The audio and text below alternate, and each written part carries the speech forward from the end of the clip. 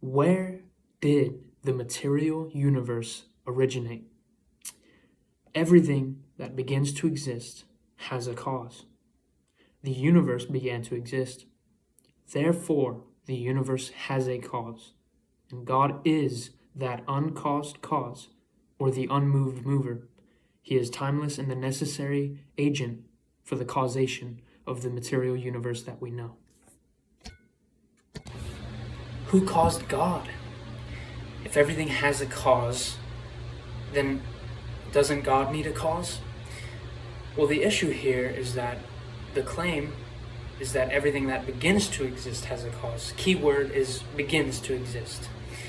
However, in the very definition of God, God does not begin, because God in his very definition is infinite and eternal. Therefore, he has no beginning. And because of that, because of who God is in definition, God does not require a cause, and he is the causeless, timeless, spaceless cause of the very universe.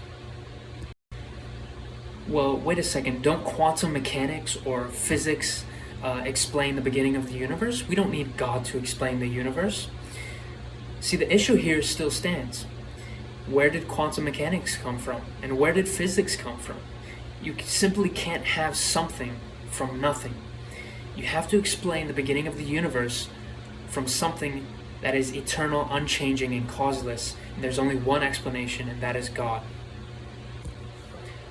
Well, can't the world and the universe that we know have come from something other than God, or couldn't the universe be eternal?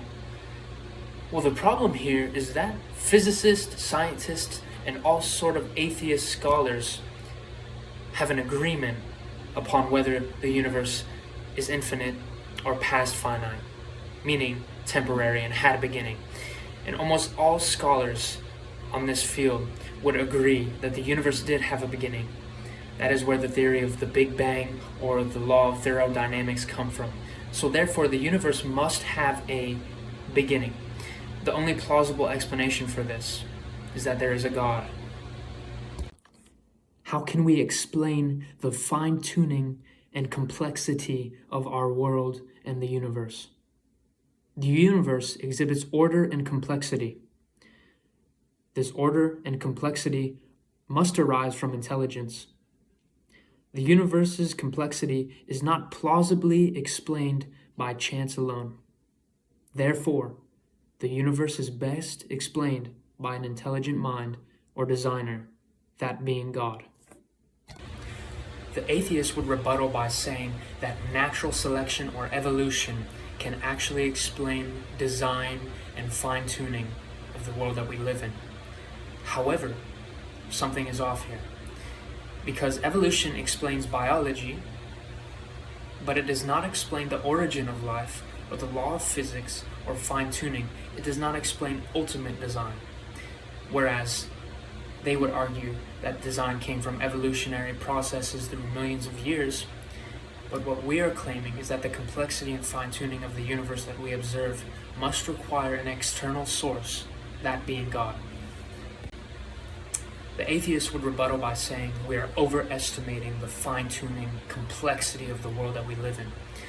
However, when we conceive of what is actually going on in the world and the universe that we live in, and the conditions that must be met to stabilize that universe, it is overwhelmingly demonstrating the absolute evidence for a God to exist. Stable matter, chemistry, balanced. If the constants of these changed even slightly, there would be no stars, no atoms, no structure in the universe that we observe. Therefore, it is most plausible to conclude that God does exist. An atheist like Richard Dawkins would respond by saying, the design that we see and the fine-tuning that we see is actually very poor design. That is what they would say. They would say the universe is largely hostile to life and the human body has many, many flaws. However, the argument is not about biological perfection when we're responding about the fine-tuning argument. The argument is more so about the cosmic conditions, where the constants have to be in a certain arranged condition to fit the criteria to allow and permit life in the world that we observe and see.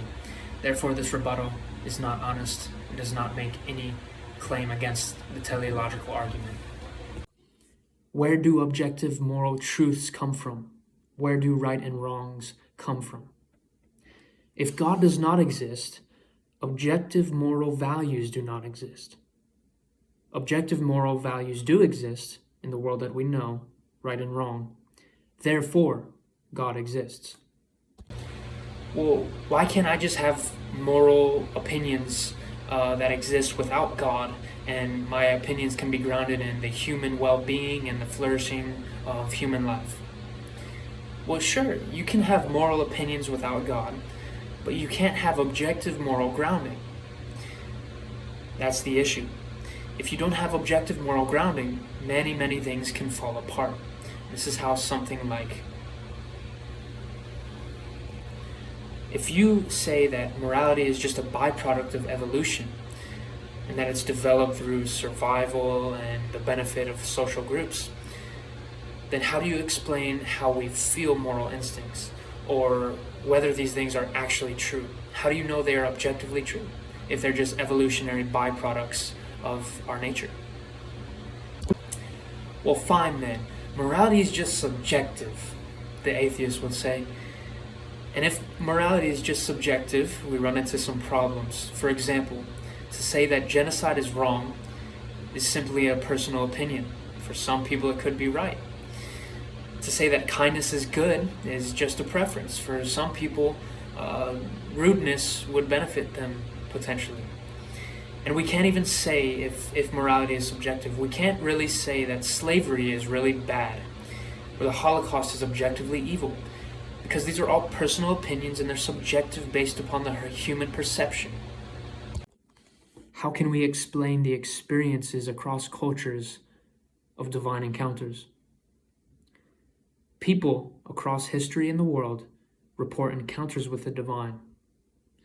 Collective transformative experiences point to a real, transcendent source and experience. The human quest for meaning, purpose, and justice in the universe points beyond naturalistic explanations. Therefore, God exists.